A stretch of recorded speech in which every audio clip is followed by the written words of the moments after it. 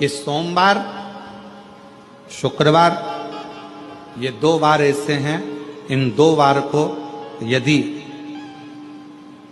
कटोरी में थोड़ा सा शहद रखकर, मधु रखकर यदि लक्ष्मी जी का स्मरण किया जाए और माता लक्ष्मी जी का स्मरण कर कर एक लाल पुष्प उस कटोरी के सम्मुख में माता लक्ष्मी का नाम लेकर रखा जाए और बाद में वही शहद, वही मधु और वही पुष्प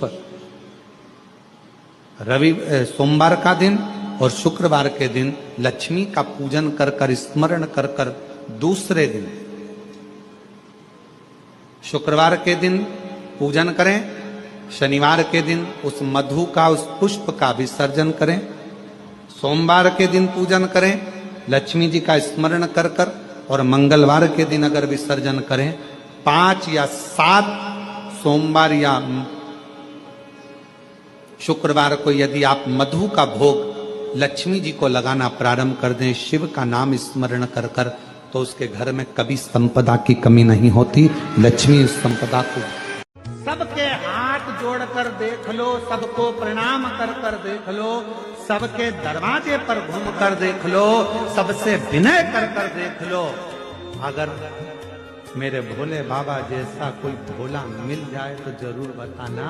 इतना सरल, इतना सहज, इतना सरल, इतना सहज, उसे ना 56 भोग चाहिए, ना लड्डू पेड़ा चाहिए, उसे ना तुम्हारा दिखावा न चाहिए और ना उसको आडंबर चाहिए।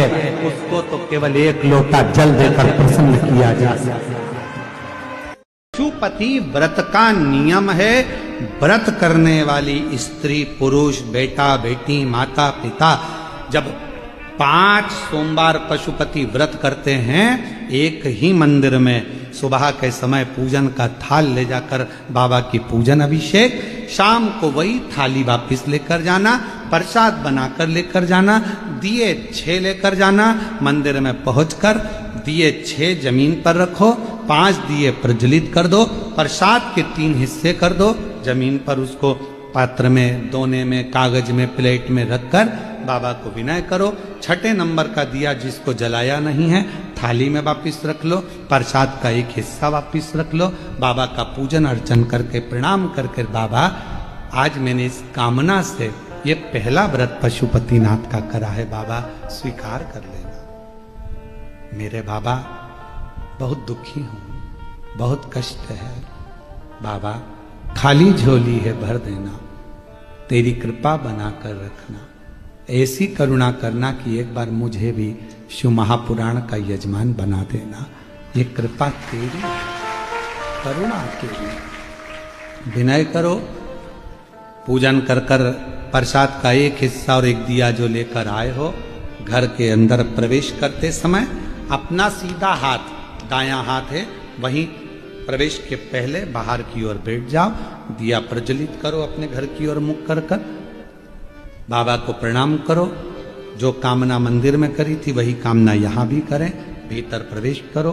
भोजन जो करोगे, भोजन करने से पहले जो प्रसाद का 1 हिस्सा लाए हो, पहले उसको खाओ, फिर भोजन करो। अपने प्रसाद के हिस्से में से किसी को नहीं देना, किसी को।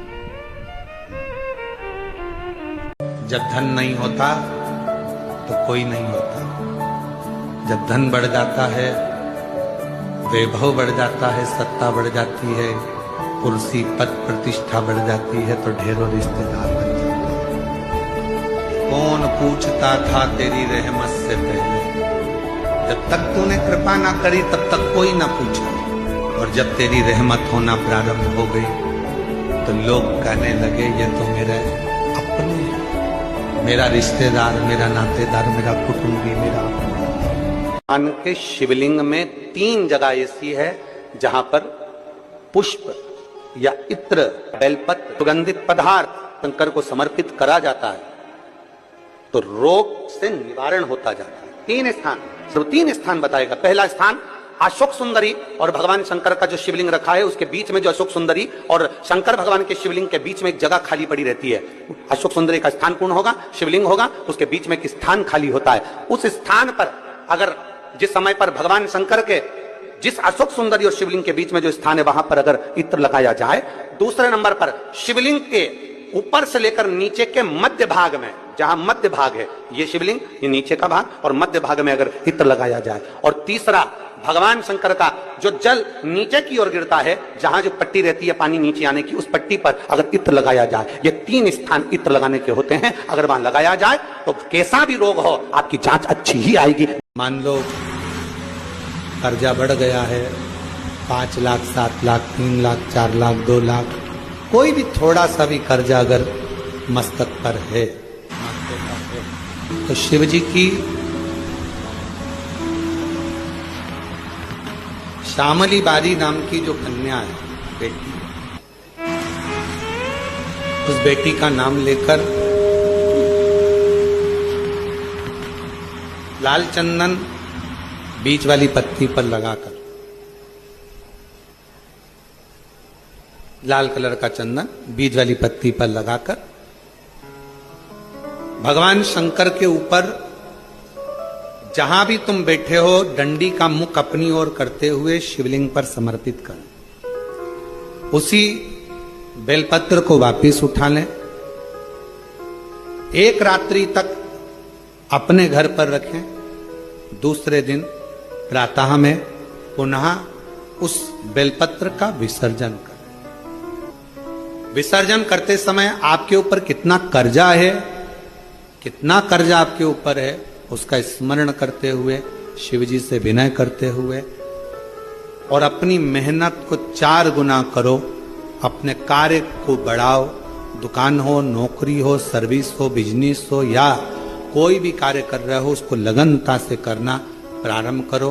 धीरे धीरे मेरा भोले बाबा आपका हाथ पकड़ेगा और कर्जे से मुक्त जरूर करेगा।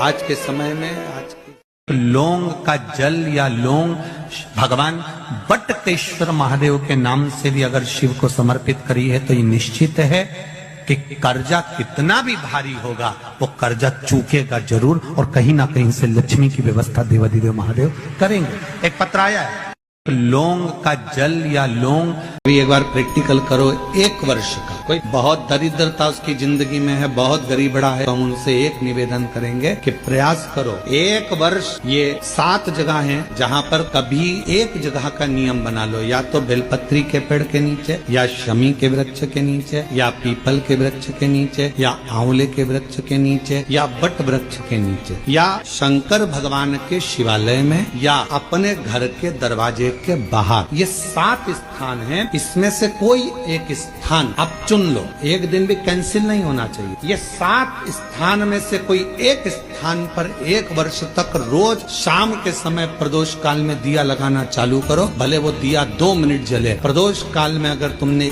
एक जगह का भी नियम ले लिया 1 साल का, फिर हमको बताना कि मेरे कुबेरेश्वर बाबा ने तुम्हारे घर में संपदा की कमी तो नहीं रखी। वो भंडार भरने में कमी नहीं। जैसे कुबेरेश्वर धाम का फुलेरा दूज, रुद्राक्ष महोत्सव की सबसे बड़ी जान होती है फुलेरा दूज। उसी फुलेरा दूज के दिन जो रुद्राक्ष कैसे भी होते हैं इतने प्रबल और सिद्ध हो जाते हैं कि वो औषधि का कार्य करना चालू कर देते हैं। उसी फुलेरा दूज की महत्वता कुबेरेश्वर धाम पर रहती है, इसलिए दुनिया के लोग 7 दिन की शिव महापुराण में फुलेरा दूज का दर्शन करने कुबेर भंडारी की चौखट की धूल लगाने के लिए। और अब की बार तो बाबा ने बड़ी कृपा करी कि कथा के 6ठे दिन, जिसको हम लोग शिवरात्रि कहते हैं, 6ठे दिन को, उसी दिन फुलेरा दूज भी पड़ रहा है 19 तारीख। तो कथा की जो शिवरात्रि है वो भी 19 तारीख को है, और फुलेरा दूज भी 19 तारीख। फुलेरा दूज भी 19 तारीख। शिव महापुराण की कथा, शिव महापुराण की शिवरात्रि और फुलेरा दूज, तीनों का संगम इस कुबेरेश्वर धाम पर, बाबा के धाम पर होगा, और पूरा विश्व उसको, पूरी दुनिया उस फुलेरा दूज के महा उत्सव को देखेगी। जनमानस के आनंद का केंद्र